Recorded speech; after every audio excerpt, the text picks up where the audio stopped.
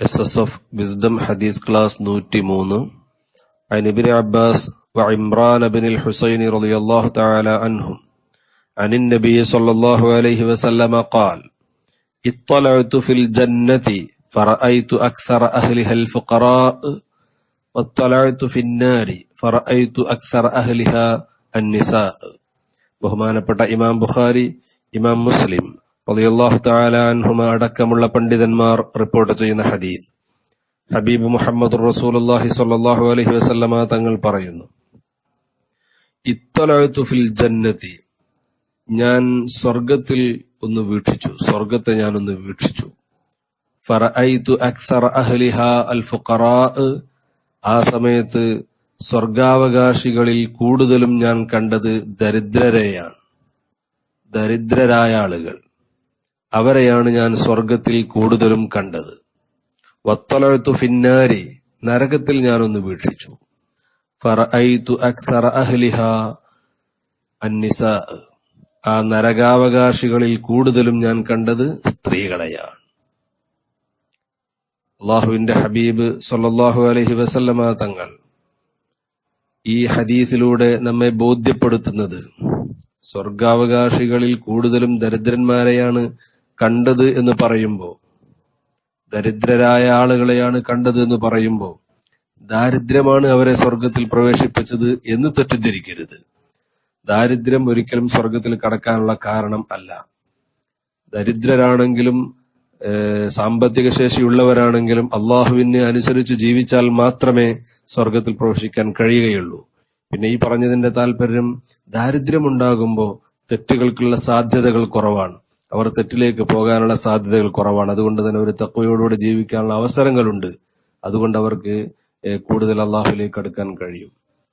അതേപോലെ തന്നെ സാമ്പത്തിക ശേഷിയുള്ളവർ, അവരുടെ സമ്പത്തിന്റെ കണക്കുകൾ അവർ അള്ളാഹുവിനെ ബോധ്യപ്പെടുത്തേണ്ടതുണ്ട്. അവർക്ക് തെറ്റുകൾക്കുള്ള സാധ്യതകൾ വളരെ കൂടുതലാണ്.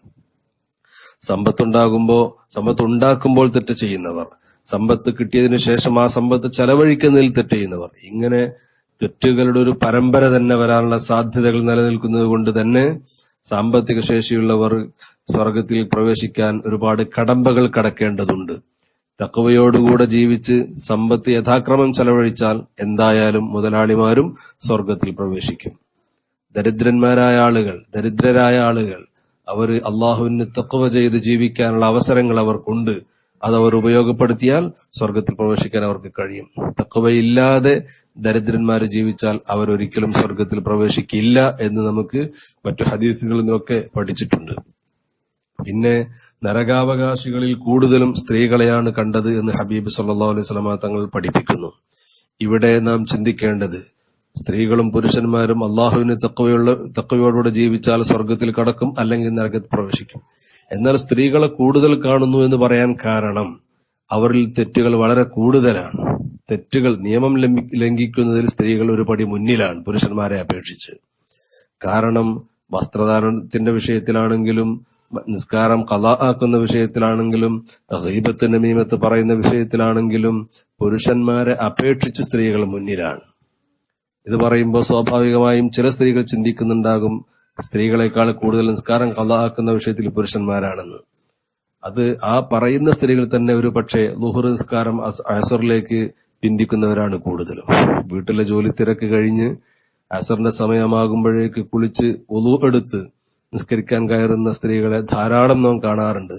ളുഹ്ർ പലപ്പോഴും ഖളാ ആകുന്നത് ഇതൊക്കെ ഇത്തരം പ്രശ്നങ്ങൾക്ക് കാരണമാണ്. അതേപോലെ തന്നെ വസ്ത്രധാരണത്തിന്റെ വിഷയത്തിൽ പുറത്തിറങ്ങുമ്പോൾ സ്ത്രീ ഔറത്ത് മറക്കുന്നതിൽ പല സ്ത്രീകളും വളരെ പിന്നിലാണ്. സ്ത്രീകൾ പുറത്തിറങ്ങുമ്പോൾ, നമ്മൾ മുമ്പൊരു ഹദീസ് പറഞ്ഞിട്ടുണ്ട്, ഇന്നൽ മർഅത ഇദാ ഖറജത്ത് ഇസ്തശ്റഫഹ ശൈത്താൻ, പെണ്ണ് പുറത്തിറങ്ങിയാൽ തന്നെ പിശാച് അവളെ പിന്തുടരും, അവളോട് ഭംഗി പ്രകടിപ്പിക്കാൻ ആവശ്യപ്പെടും, അവളുടെ മുഖം പുറത്തു കാണിച്ച് ജനങ്ങൾക്കിടയിൽ കാണിച്ചുകൊണ്ട് പുറത്തിറങ്ങാൻ അവളെ പ്രേരിപ്പിക്കും. സ്ത്രീകൾ പുറത്തിറങ്ങുമ്പോൾ അവരുടെ ഔറത്ത് എന്നത് ശരീരം മുഴുവനുമാണ്. അതുകൊണ്ട് ശരീരത്തിന്റെ ഒരു ഭാഗവും പെണ്ണ് പുറത്തു കാണിക്കാൻ പാടില്ല. മുഖവും മുൻകൈയും എല്ലാം മറക്കേണ്ടതുണ്ട്. അതാണ് ഇസ്ലാം പഠിപ്പിക്കുന്ന ഔറത്ത്. മുഖവും മുൻകൈയും വെളിവാക്കേണ്ടത് നിസ്കാരത്തിലാണ്. പുറത്തിറങ്ങുമ്പോൾ സ്ത്രീയുടെ ശരീരം മുഴുവനും ഔറത്താണ്. അതേപോലെ തന്നെ സ്ത്രീകളുടെ വസ്ത്രധാരണത്തിൽ പലപ്പോഴും അവരുടെ ശരീരത്തിന്റെ എല്ലാ ഭാഗങ്ങളും പുറത്തേക്ക് കാണുന്ന രൂപത്തിൽ, പുരുഷന്മാരെയും മറ്റുമൊക്കെ ആകർഷിക്കുന്ന രൂപത്തിൽ വേഷവിധാനം നടത്തുന്നത്, ഇതും സ്ത്രീകളെ തെറ്റിലേക്ക് കൊണ്ടുപോകാൻ, അവർക്ക് നരകാവകാശികളാക്കാൻ കൂടുതൽ കാരണമായി തീരാറുണ്ട്. ഇങ്ങനെ അതുപോലെ ഗീബത്ത് പറയുന്നതിൽ പുരുഷന്മാരെ അപേക്ഷിച്ച് സ്ത്രീകൾ മുന്നിലാണ്. ഈ വിഷയത്തിൽ പുരുഷന്മാര് തെറ്റുകാരെല്ലാവരും ചെയ്യുന്നില്ല എന്ന് പറയുന്നില്ല, എല്ലാവരും ചെയ്യുന്നുണ്ട്. പക്ഷെ ആപേക്ഷികമായി സ്ത്രീകൾ മുന്നിലാണ്. അല്ലാഹു തആല നമ്മെയും നമ്മുടെ ഭാര്യമാരെയും ഉമ്മമാരെയും സഹോദരിമാരെയും നമ്മുടെ കുടുംബാംഗങ്ങളെയും നാമുമായി ബന്ധപ്പെട്ട മുഴുവൻ ആളുകളെയും അല്ലാഹു തആല സ്വർഗാവകാശികളിൽ ഉൾപ്പെടുത്തുമാറാവട്ടെ. തെറ്റുകളിൽ നിന്ന് പൂർണ്ണമായി മാറി നിൽക്കാൻ അല്ലാഹു നമുക്ക് തൗഫീഖ് നൽകുമാറാവട്ടെ. പ്രിയപ്പെട്ട സഹോദരിമാരോട് ഓർമ്മപ്പെടുത്തുകയാണ്, ഈ ദുന്യാവിൽ കുറഞ്ഞ കാലം മാത്രമേ നമ്മൾ ജീവിക്കുകയുള്ളൂ.